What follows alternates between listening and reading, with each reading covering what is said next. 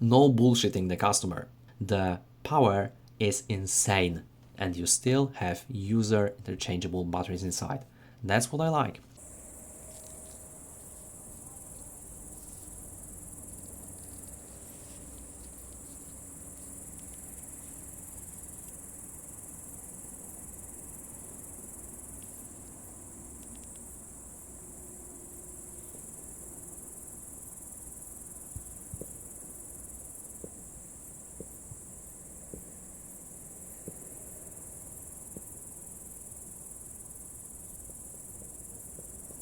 Hello YouTube, flashlight enthusiast here.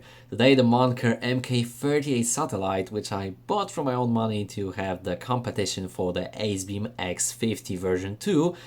But in the process I figured out that those are two completely different flashlights with different purposes and target groups. But if you'd like to know more, stay with me until the end of this video. So without further ado, let's get started. We've got beautiful box from the Manker with this black and orange accents here. More than a tool, I can fully agree. Alright, here we have some Manker limited data, address, etc. Here we have different versions listed, and as you can see, we've got pretty interesting options here. We've got different LEDs, we've got different power options, more on that later, and also the surface finish. Alright, and here beautiful picture of the flashlight itself. Right, we have the magnetic opening. As I mentioned in Imolent reviews, this is definitely a premium sign. All right, so let's see what we've got inside. So here it is, the Manker MK38 manual, lanyard and spare O-rings, a tool to remove the handle,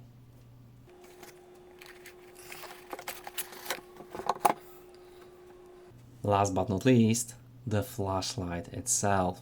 Before operating, make sure to remove this nasty little dust cover to reveal the sheer beauty of the modern technology. Removing the handle is quite easy and straightforward. Just use the included key to rotate the screw counterclockwise.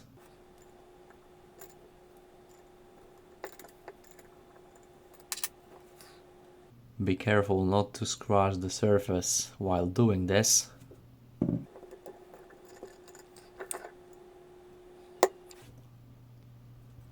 Remove the handle and the screw and you're good to go. Notice that we have 4 contacts here, 4 pins to enable the current flowing, but as you can see, the handle is fully waterproof. Also, the flashlight without the handle is also fully waterproof because we have just 4 pins. That's actually quite brilliant. So if you think that Acebeam X50 is a piece of work and art and looks just gorgeous, well, I fully agree. But when you see Manker, you might reconsider your opinion. Look at this beauty. I mean, obviously the anodization probably adds up a little bit to this opinion, but look at those edges, this design. I mean, this is truly a magnificent flashlight. And the handle is actually the integral part of the design, which I really like. Okay, so basically what we've got here is identical configuration. We've got the 321 700 cell battery pack. We've got side switch for easy operation. We've got the handle, and we've got 8 XHP50.3 LEDs in neutral white here. Obviously, you can also order the cool white version and the luminous SFT40 version. Believe me or not, but they were also a limited release with XHP50.3 high intensity LEDs. These are probably the best choice if you need, like, a little bit more flow and also the high amount of output. The reflectors are much deeper than those in Acebeam. You can probably tell. But that is a little bit of a disadvantage if you ask me, because of the tint. Alright, those LEDs are not that great when reproducing colors as Acebeam does, but on the other hand, we've got enhanced flow. We've got nice anti-reflective coating, with mineral glass here, obviously toughened, ultra clear, and beautiful black bezel here. The design is just gorgeous, all right? Black button here, very nice and clicky. And we've got also the multi-purpose indicator down there, all right? The head cannot be unscrewed, but what Manker did here is quite actually unique, because as you may remember, Acebeam always said that you cannot make such powerful flashlight with user interchangeable batteries, right? Well, Manker did it, alright? So here I have the Enthusiast version that actually provides you with ability to change cells by yourself. So this is not a battery pack. Here when you unscrew the tail cap, you have access to your user interchangeable cells, okay? We've got extra thick gold plated springs here and smart 2-pin design. That one rotates obviously, so no wrong position here possible. And here we've got just 3 plain Samsung 40Ts. You can also use any other cell you want, no problem with that. And you have no battery carrier, just plain simple genius slot for 3 batteries, alright? So you cannot go wrong with this one, and even if you do, there is an reverse polarity protection, so don't worry. The threads are a little bit dirty because I've used it a little bit more than I expected. But the thing is that with this micro arc oxidation, it is a little bit thicker than the standard anodization, so the threads are really pain in the ass in my opinion, because it's so hard to unscrew this one and to put it back. It's really not a matter of lubrication, but rather the thickness of the threads itself. All right. So yeah, you have to really apply some force to it to put it in place. But I really admire that what Manker did here and gave you a choice, whether you like the USB-C charging battery pack, you don't want that, you want to have your own cells included, no problem whatsoever. And that's what I admire and I really respect from Manker. No bullshitting the customer. The power is insane and you still have user interchangeable batteries inside. That's what I like. Coming back to another Enthusiast feature, it is the handle, or rather the Fandle. So a handle with built-in fans, all right? We have 2 turbine-like fans here, so one at this side and one on the other side. They are very silent, very convenient, but still provide you enough cooling force to give you the difference in some modes, which I will show you later in the runtime graph section, all right? But thing that I really like is that Manker placed 2 buttons here on the handle, so that you don't have to hold the flashlight on your handle and then go to the switch and use the hot, and press the boiling hot switch with your finger. No, not really. You have everything here on the handle under your thumb. This is brilliant, all right? We've got one switch to turn on and off the fans. Let's hear it.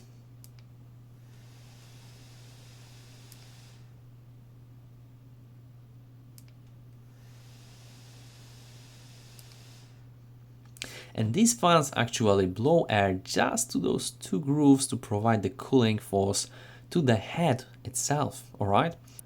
When it comes to user interface, I think Manker did it really well. I mean, we've got 2 different loops. We've got 4 different moonlight modes activated by holding the switch, alright? We got in the lowest setting and then hold the switch to go up and up, and no loop here, of course, and then go down by holding a switch. All right, so first thing first, we've got reminding of Underrail. Brilliant thing, because you definitely know all the way where's the highest mode and where's the lowest mode, and not going to the loop blindly, counting modes when it happens into the standard loop interface. Brilliant, don't you think? And for enthusiasts, obviously having low mode, even if such high-powered flashlight, is a must, all right? Then one click to go into the main loop, and here again, hold the switch to increase the brightness, hold again to decrease the brightness. One thing to mention is that unfortunately there is a drawback to this. You go up And after a while, you'd like to go even higher. But unfortunately, Manker remembers which way you went previously, so it goes the opposite way first. See? And now I have to hold again to go even higher. It is a drawback for me, at least. Could have been done better, you know, the timed algorithm like in Unreal. But well, maybe we cannot have it all, right? Double click for turbo output, double click again to go straight into the last memorized modes, mind you. So if you go into the lowest setting here, double tap to go to turbo mode, double tap again, and go straight to the low mode. That's great. Triple click for strobe mode, and then we have also lockout mode 1, 2, 3, 4. One blink to indicate this, and now we can also press the switch once to enable the location beacon under the switch. One click to turn it off, and then obviously 4 clicks, 1, 2, 3, 4, to go straight into the lowest setting from lockout. All right. We can also activate the location beacon when the flashlight is in normal state. So hold the switch to go into the moonlight and hold again until it disappears, and we've got the location beacon. Click once to deactivate it, and then click once again to turn the flashlight on. And you also have this showing you the voltage. When it comes to battery indicator, we've got 3 states.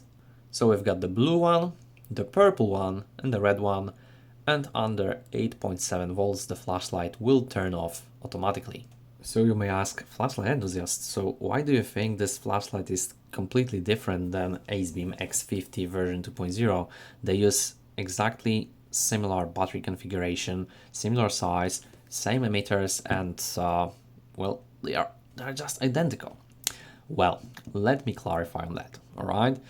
For me, the Acebeam X50 is more for a professional search and rescue use, all right? We've got the convenient ultra-fast charging, we've got the mechanical safety feature, we've got the handle, we've got clean, nice color rendering beam, and overall quite broad beam pattern, perfect for searching and rescuing, okay?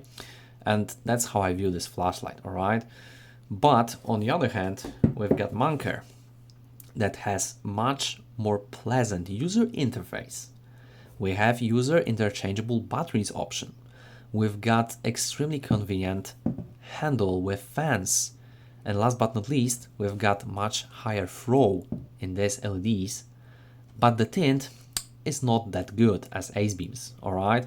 So for me, the Manker is basically the Acebeam X50, but more enhanced to flashlight enthusiasts' needs rather than professional use. Funny thing is that despite using the user interchangeable batteries, the Manker is almost identical when it comes to power, around 40,000 lumens. At the same time, it does beat up Acebeam when it comes to runtimes. Also, not to mention the 4 moonlight modes that Acebeam cannot provide, but on the other hand, Manker is definitely much more blinding in front of you because of the light distribution coming out of those reflectors. Here are the lumen measurements done on my homemade tube, but done by enthsiasts of the Manker MK38 XHP50.3 neutral white edition. If you need more time, feel free to pause the video. Okay, here's the runtime graph of the Manker MK38. As you can see, I measured 39,800 lumens at start, and then as you can see, we've got a step down after 64 seconds from over 30,115 lumens before the massive step down over the course of 45 seconds, so not that fast, to around 3,922 lumen level. Alright, but as you can see in these higher modes, Manker does not provide any flat stabilization, but rather active thermal regulation. So as you can see, the output does increase to the point of 32 minutes with the 7,291 lumens approximately, and then falling back to around 4,825 lumens after 56 minutes. The flashlight body did achieve 65 degrees. And now another turbo runtime, but with fan handle enabled. So the output is identical, but as you can see, we gain a little bit of lumens before the massive step down at the 64 seconds mark. So we've got like 500 lumens more before the step down, but the timing is just identical. All right. So we go back to the 3934 lumens. Interesting thing is that, as you may remember, we've got output up and down. After the step down here, it's just increasing to the point of 46 minutes to around 9005 lumens. All right, and the body did achieve 56 degrees, so running substantially cooler than without the fans. Here is the high mode, uncooled first, so 22,700 lumens at start. And after almost 4 minutes, we go down to the 17,866 lumens, so quite excellent result. And then the step down is quite quick, 20 seconds, back to the 3,663 lumen level. And again, we don't have flat stabilization, we have active thermal regulation. So we go from hair under 4,000 lumens to around 7,100 lumens after 39 minutes, and then back to 5,780 lumens after 51 minutes. The flashlight body did achieve 53 degrees Celsius. And now the cooled one, so with fan handle enabled, similar output, but we've got slightly longer runtime before the step down, so we gain 16 seconds of runtime, a little bit higher lumens, but then again we drop to the 3,773 lumen level. And as you can see, again, as in turbo output with fans enabled, we don't have any decrease in brightness, but rather slightly increasing to the point of 45 minutes and around 8,163 lumens. And flashlight body this time is a little bit hotter, so achieved 60 degrees Celsius. And here is the medium free without any fans enabled. So here I'm at 10,380 lumens at start, and as you can see, we're running over 22 minutes and dropping to around 8,400 lumens, and then the step down to around 4,000 lumen levels, so standard one in this Manker. But again, without fan cooling, we do increase the output to almost 7,000 lumens after 52 minutes of runtime. The flashlight body did achieve 56 degrees Celsius. Right, and here is the interesting part, because as you can see, when we enabled fans, this one is actually flat stabilized. So we've got around 8,930 lumens flat stabilized for around 40 minutes with 55 degrees Celsius of flashlight body. Amazing, right? Here's the medium 2 output, so flat stabilized without any cooling, around 4,850 lumens measured at start, and around 3,500 lumens sustainable for 1 hour and 40 minutes with 51 degrees Celsius of flashlight body. Here's the medium 1, again, no cooling here, flat stabilization, excellent one, 2,180 lumens at start, and we've got around 2,046 lumens stabilized output for sustainable for around 3 hours and 40 minutes, 38 degrees body temperature. Last but not least, we've got low, so 1,064 lumens measured at start and around 1,044 lumens sustainable for 5 hours and 50 minutes, with flashlight body achieving only 30 degrees Celsius. Remembering the numbers from the runtime graph section, look now at the runtimes declared by Manker on the website. It is clearly misalignment between those numbers. So I presume that Manker also includes those ultra low levels after the step down in the overall runtime. So bear in mind that the numbers displayed on the website are not the numbers for the exact lumen level runtime, but rather the accumulated one.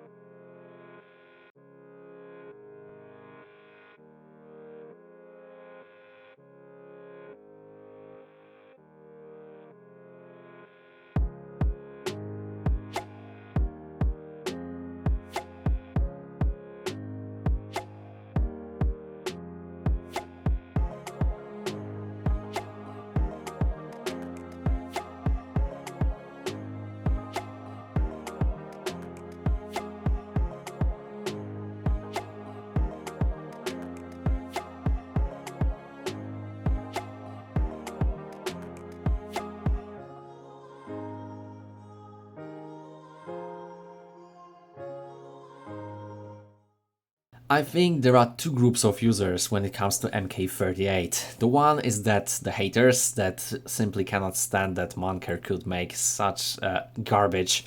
And the other one is that it just loves it for features, construction and versatile looks. I think I am the latter one because I really like this design. I mean, it's beautiful, and obviously I also enjoy using and playing with the Acebeam X50 version 2. And if I had to choose one, well, this would be a hard choice because I think those are two completely different types of flashlights, although they may look the same on paper. What I really respect is that Manker was able to produce such amount of lumens out of free user interchangeable cells without sacrificing the convenience that comes with it. The experience with Fandle is just unbelievable, with all those flashlights getting hot around the switch, and you know, you have to hold it by the end and then awkwardly press the switch. With this Manker, it just doesn't happen, you know. You have everything in front of you at the push of your finger, which is really brilliant. Aside, you also have the tripod mount here without any problem, and overall the ergonomics of this flashlight is just great.